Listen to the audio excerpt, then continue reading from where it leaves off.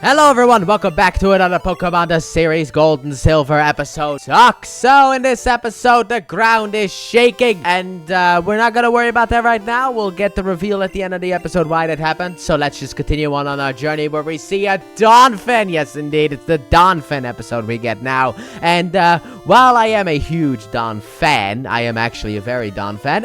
Yeah, Donphin is just way too late in the game. I'll just say it right now, Donphin, you obtained Phanpy at the 8th gym. That is too late, and I've always hated that. The only game that fixed that is Crystal, where you can get it. But in that stupid game, Phanpy runs away. God, I hate it. The runaway mechanic in Pokemon Gold, Silver, and Crystal was just so stupid. I hated it.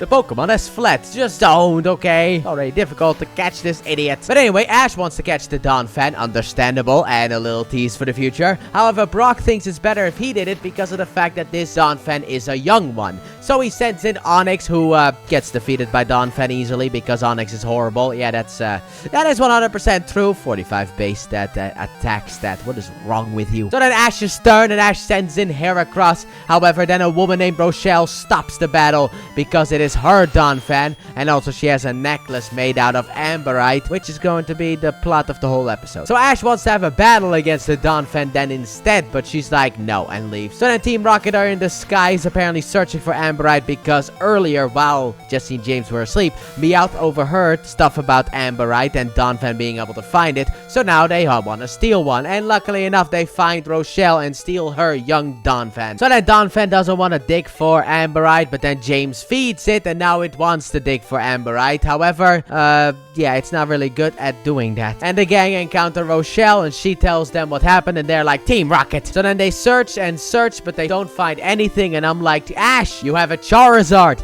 Look, Brock using his Zubat was an interesting idea, but you have a Charizard who can fly, okay? Fly around and find the thing. But don't worry about it. Rochelle has a whistle, which she uses in order to call all of her Donphin to her, except for the other one because it's a young one. And the Donphin find the young Donphin. And then we get the motto, and then we have Victory Bell versus Onyx, where once again, Onyx is awful and loses the battle by falling asleep with Sleep Powder. So then Ash sends in Heracross, and Misty sends in Poliwag, and Poliwag somehow beats up Victory Bell by using like Double Slap and Bubble of all moves. Bubble on a Victory Bell. Anyway, Heracross then also beats Arbok, understandably so. And then Team Rocket gets sent away easily. And then Rochelle explains to the gang why this Donphin wasn't able to find Amberite. That's because it hasn't been trained yet to find Amberite. She basically just got this Donphin. Let's just say her Phanpy evolved into a Donphin just now. And she's been training it, but the training takes a bit. So Team Rocket just took the wrong Donphin. So then she uses her experienced Donphin in order to show how the Donphin find Amberite, and that is what caused the ground to shake earlier in the episode. So then she's like, how can I repay you? And Ash obviously is like,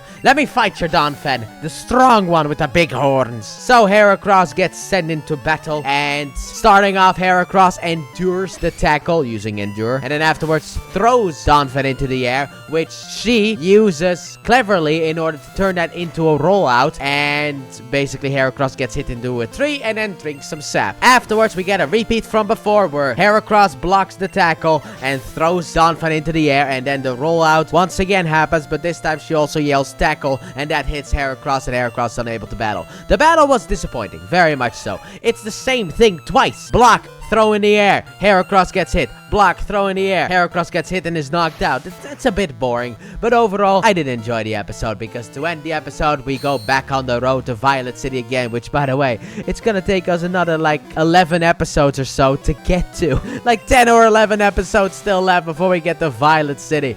God.